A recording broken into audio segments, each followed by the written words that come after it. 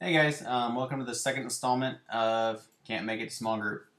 And have the message notes right here. And I use my computer this time so that I'm not moving around, but what you're going to notice is I'm not looking at you a lot because the screen's here, the camera's up here. So it's going to be confusing. So, number one, how well do you remember your past? Do you easily recall events from your childhood? And what do you remember the most about growing up? It's funny I should ask these questions because they're on the paper. How well do you remember your past? Well, I remember yesterday. I kind of remember what I ate for dinner today because I already ate.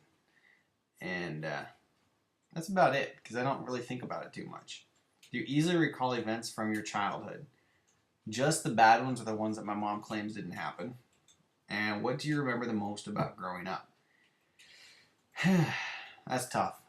Probably how quick I wanted to get out of the town I grew up in. It was a crazy town. And I'll let you guys talk for a minute.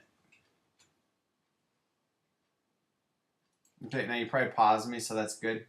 Number two, what do you recall from your past about Easter?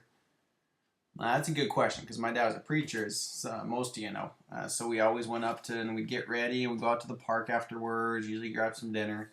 And it was always a time where the family hangs out and we talk and go around with people from the church and do as much good as we can. Of course, we hid Easter eggs at the church. And yeah, so the family traditions, blending the crazy bunny with the way it should be and celebrated. And what was celebrated when you were growing up? Same answer. Oh, your turn. Okay. Hopefully you pause that again. 3. What are some key lessons you remember your parents teaching you? Don't steal. That's a good one. Probably specifically meaning is relating to Easter. And I think that we all probably went through about the same thing as far as growing up. Of course, that's assuming we grew up in Christian homes. But my parents were very big on making sure we understood the true nature of Easter. Why have these stuck with you over the years? Well, because they're true. And have you passed these on to your children? We will. Your turn. All right, 4. One of Jesus' biggest lessons was not taught with words, but rather acted out before his followers. Consider Jesus as washing his disciples' feet, as found in John 13, 1 through 17. What can we learn from what he did? I think it's important to never feel above anyone else. I think sometimes it's too easy, and it simplifies our life to be able to assess ourselves as maybe further along or we've moved beyond a certain place in our career where certain things seem beneath our station.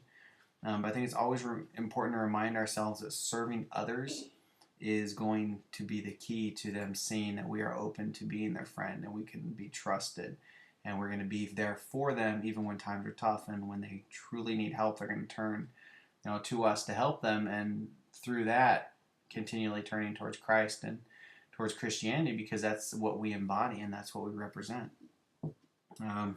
Your turn.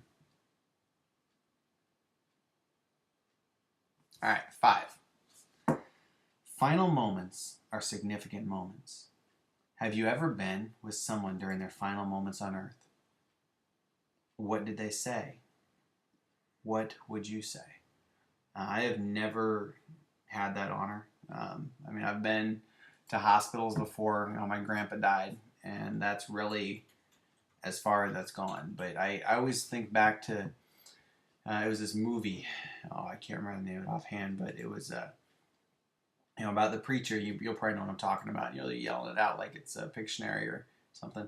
And he stopped at this car accident. And he goes up and they're in the car and they just had the accident. And he's telling them, are you ready to die? And I think it's important to always be willing to step out. Do you know where you're going? Do you know the truth? And I'm hoping that if the time ever came where that was me and I got a chance to do that, that's where my mind would be. So what do you think? All right. 6. Some of the final moments that Jesus had with his followers are captured in John 17. Read this prayer of Jesus, especially his prayer for us in 17:20 through 26. What did he desire for his followers? I didn't plan ahead, so I don't have my Bible out, so I should probably get it.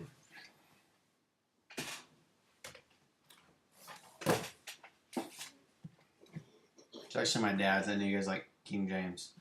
I guess we like all of them.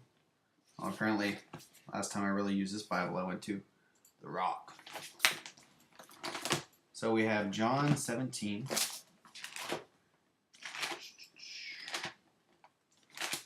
I could probably pause this, but then that's no fun because this is what you guys are doing too. Make sure you're going like, I'm pulling it right up. Matthew.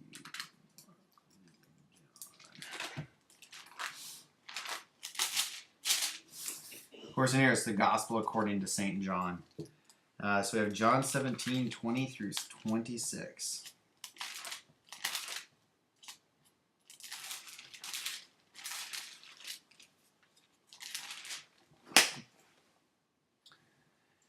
Neither pray I for these alone, but for them also which shall believe on me through their word, that they all may be one, as thou, Father, art in me, and I in thee, that they also may be one in us, that the world may believe that thou hast sent me.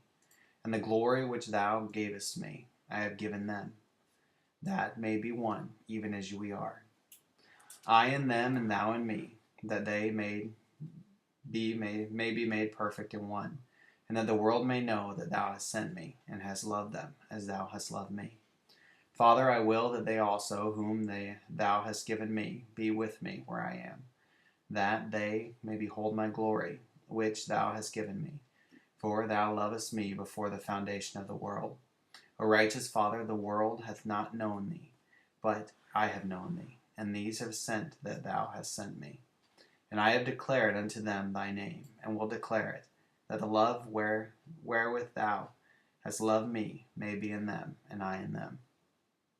Now, I think that there are a lot of, they use the word love a lot in that one. So, it says, what did he desire for his followers? And I think, it's obvious he desires for them to know God's love.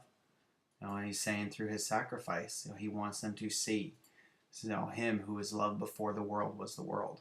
And yet he's sent him and giving him up for them. So what do you guys think? All right, number 7. Remember, this is what the Lord's Supper is all about.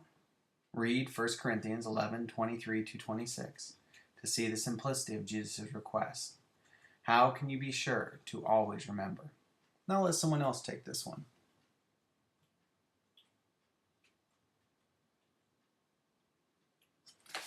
And that's right, Kevin, and I agree. So hopefully everyone's doing good. Feel free to email me any of your thoughts, questions. Kevin, I know you want one of these. They're beautiful hats. Can't remember where I got mine, but it's a lot of fun. And I will talk to you guys soon.